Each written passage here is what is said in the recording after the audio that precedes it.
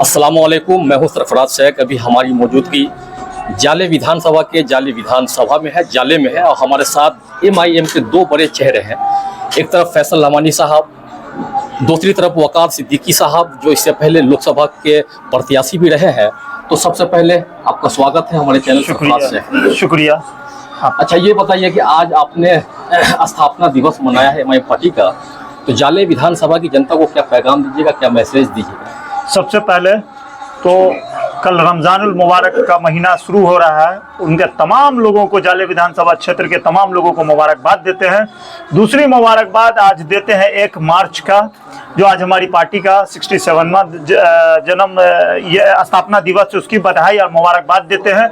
और जाले विधानसभा क्षेत्र की आवाम से अपील करते हैं, और ख़ास करके हम अपने नौजवान भाइयों से अपील करते हैं कि इस बार चुनाव में MIM के साथ तन मन धन के साथ खड़े रहें, और इंशाअल्लाह ताला जो चुनाव जो यहाँ से MIM जीतेगी, वो एक बिहार में सबसे पहला अगर कोई नाम होगा तो वो जाले विधानसभा का नाम आएगा। आज आप इतना बड़ा काफिला लेकर निकले हैं, मैं देखता हूँ कि बहुत सारी गाड़ी है आपके काफिले में, अब बहुत सारे लोग हैं, तो आखिर इतने बड़े काफिला के साथ जाले विधानसभा में स्थापना दिवस मनाने का और कुछ सोच है क्या, कुछ और प्लानिंग भी है आपकी? नहीं, देखिए, सबसे पहले जो हर लोग हर जगह से अपना चुनाव लड़ने की तैयारी करते हैं, तो हमारा मिशन है, पार्टी को भी हम कहे हैं, प्रभारी को भी हम अपने कहे, मेरे बड़े भाई हैं वकार सिद्दीकी साहब लोकसभा प्रत्याशी रहे, उनको कहे, राष्ट्रीय प्रवक्ता आदिल हसन साहब को भी बोले हुए, प्रदेश कमेटी को भी, जिला अध्यक्ष जी को भी मालूम है, सारे लोगों को पता है कि जाले से हम तैयारी कर रहे हैं चुनाव की।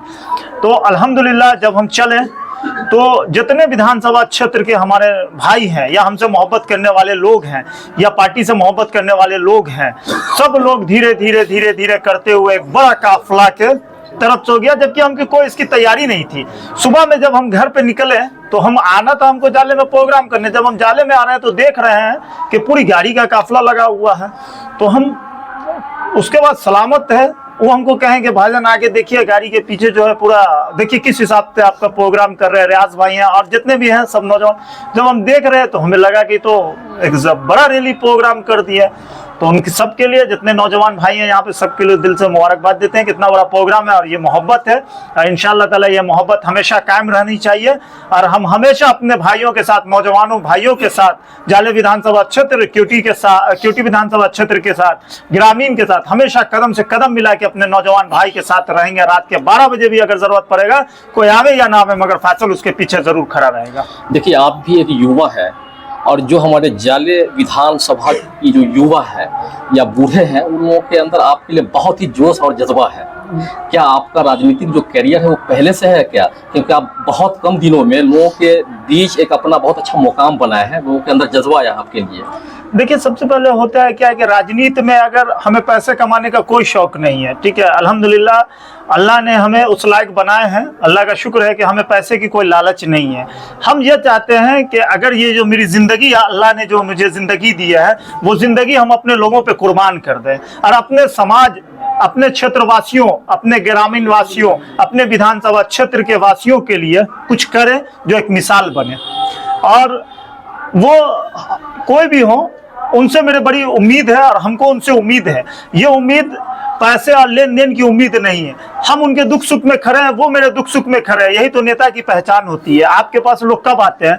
जब वो कोई परेशानी होगी उनके पास तभी आएंगे। वो आपसे पैसा मांगने नहीं आते, या वो आपसे खाना मांगने नहीं आते हैं, या वो आपसे कुछ मांगने नहीं आते। बस यही होता है कि हम जिसको लीडर चुन रहे हैं वो हमारे बुरे वक्त पे खड़ा रहेगा कि ये नहीं खड़ा रहेगा, या अच्छे वक्त पे खड़ा रहेगा कि नहीं खड़ा रहेगा, बस यही चुनता है। अब वो भी अगर हम ना कर सके तो बेकार है फिर मेरा लीडरशिप करना, तो हम अपने घर बैठे। यहाँ की जनता को इंतजार है बहुत आपका। क्या इस बार टिकट लेके आ रहे हैं आप विधानसभा चुनाव में? तो पार्टी का डिसीजन होगा कि क्या करेगी पार्टी। अगर जनता मोहब्बत कर रही है तो जाहिर सी बात है कि पार्टी भी उसी कैंडिडेट को चुनाव मैदान में उतारेगी जो चुनाव लड़ने की क्षमता रखता हो। पार्टी ऐसा नहीं है कि किसी को भी पार्टी टिकट दे देती है कि जाइए आप चुनाव लड़ लीजिए। पार्टी भी अपना सर्वे कराती है। पार्टी को लगेगा कि फैसल रहमान बहुत मजबूत है कैंडिडेट, और अल्हम्दुलिल्लाह जो हिसाब से मेरे लग रहा है कि पार्टी की तरफ से भी ओके ही होगा, क्योंकि जो काम करेगा वो दिखेगा। अगर हम काम किए हैं तभी आज आप हमसे पूछ रहे हैं, और ये उसका परिणाम है कि आज गाड़ियों का काफिला मेरे साथ है।